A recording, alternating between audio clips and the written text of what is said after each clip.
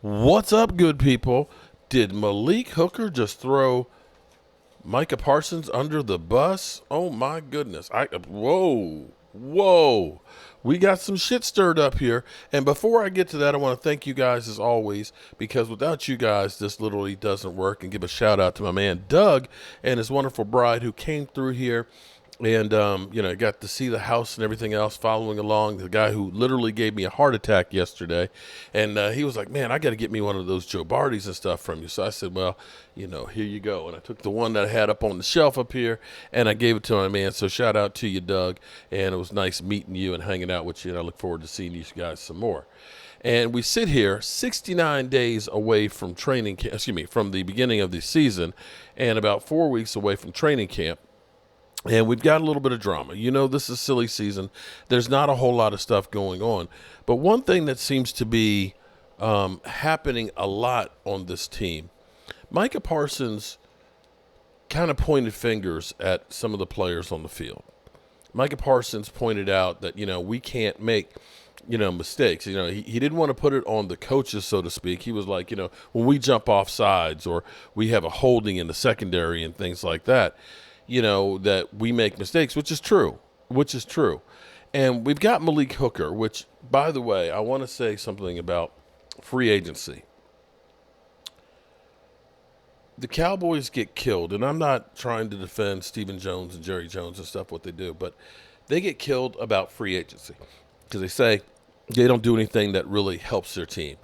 And I have to say, the Cowboys signing Malik Hooker, this is his third year with the team. He has been great. You don't have the situation like, the Eagles have with Bradbury and Slay and all those guys. You have to look and say the money that they paid him, they've gotten their value out of him. He has been a key to this defense. So he was on with Keyshawn Johnson today, and he kind of threw Micah Parsons under the bus. And he also, we'll play the first clip here where he's talking about Micah Parsons and things, but he also talks about the difference of having Mike Zimmer versus Dan Quinn. So let's go to the tape here. Wow. Basically questioning his motives and his desire on the field. You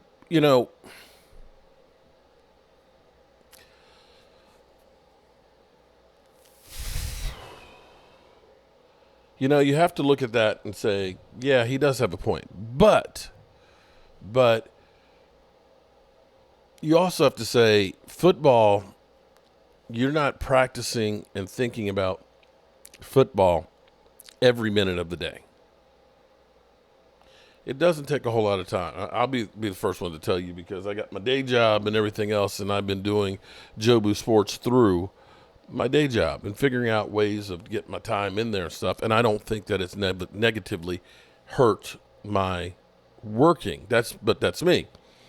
Playing football at elite level, that's a different story. But let's listen to that one more time. His advice for Micah. Wow. That's definitely putting Micah on blast. I'm curious to see if Micah responds to that at all, or if it's one of those ones. I hope that this is one of those things that you stop, and instead of being mad, deal with the message. Don't hate the player. Don't shoot the messenger. Think about the message. Because, when you're in Dallas, of course, and this is, it's the monster that Jerry Jones has built. That, the Cowboys, everybody wants to talk to the Cowboy players. Everybody's got a podcast. Everybody's got a show.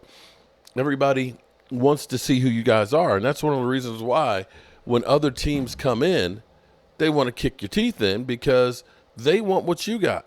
They know that everybody is checking you out and talking to you and everything else. It's like, we want that love too. So let's kick the rich kids' teeth in. But here's the other part of this that I actually positively love, is him talking about the difference of Dan Quinn. And this is one of those things that I've kind of pointed out. And I said, when you end up getting new coaching, typically you swing from one side to the other. You have players coaches that are like, that mentor, that father figure and stuff like that, and then you have the ones that give you the tough love, the ones that are the yellers, the ones that require accountability. Dan Quinn was more of that, we're going to be okay. We're, that more kinder, gentler guy, as opposed to Mike Zimmer being that hothead that's going to get in your face. Listen to Malik Hooker here. There you go. I like that. Accountability. And that's one of those things that, when you think about, like, Randy Gregory would always make stupid, boneheaded penalties, tackling an offensive lineman and things like that. And it's kind of like, okay, no problem. We'll get him next time. No, screw it. Sit your ass down. Maybe, just maybe, the defense is able to step up and play better. It's kind of interesting that, Malik Hooker kind of put Micah Parsons on blast there, basically saying, get your head in the game, screw the podcast. Well, we'll definitely be talking